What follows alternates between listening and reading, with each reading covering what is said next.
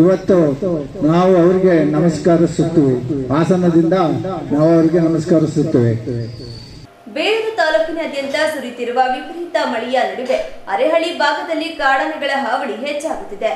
ಇತ್ತೀಚೆಗೆ ಸುತ್ತಮುತ್ತಲಿನ ಕೆಲವು ರೈತರು ಹಾಗೂ ಕಾಫಿ ತೋಟಗಳ ಮಾಲೀಕರು ಕಾಡಾನೆಗಳ ಹಾವಳಿಯಿಂದ ತಾತ್ಕಾಲಿಕವಾಗಿ ಬಚಾವಾಗಲು ಸೋಲಾರ್ ಬೇಲಿ ನಿರ್ಮಿಸಿದ್ದು ಅದರಿಂದ ತುಸು ನಿಯಂತ್ರಣವಾಗಿರುವುದು ಕೇಳಿಬಂದಿದೆ.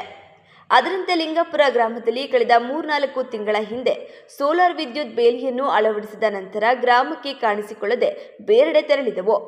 ಆದ್ದರಿಂದ ಸಾರ್ವಜನಿಕರು, ರೈತರು ತುಸು ನಿರಾಳರಾಗಿದ್ದರು.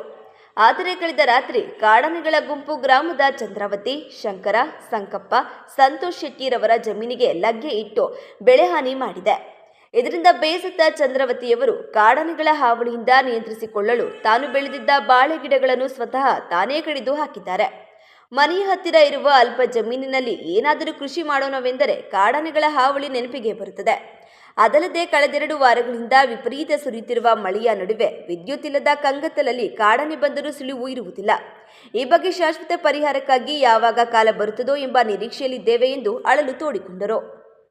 ನೋಡಿ, ಈಗ ಸಣ್ಣ ಪುಟ್ಟ ನಾವು ಗಿಡ ಎಲ್ಲ ಜಾಗದಲ್ಲಿ 1 ಎಕರೆ ಅಷ್ಟು ಜಾಗ ಇದೆ.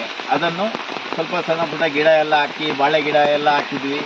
ಅದನ್ನು ಈ ಕಡೆ ಪಕ್ಕದ ಮನೆಯಲ್ಲಿ ಚಂದ್ರಾವತಿ ಅಂತೇಳಿ ಅವರು ಒಂದು 500 ಬಾಳೆ ಗಿಡ ಎಲ್ಲ ಹಾಕಿದ್ದಾರೆ.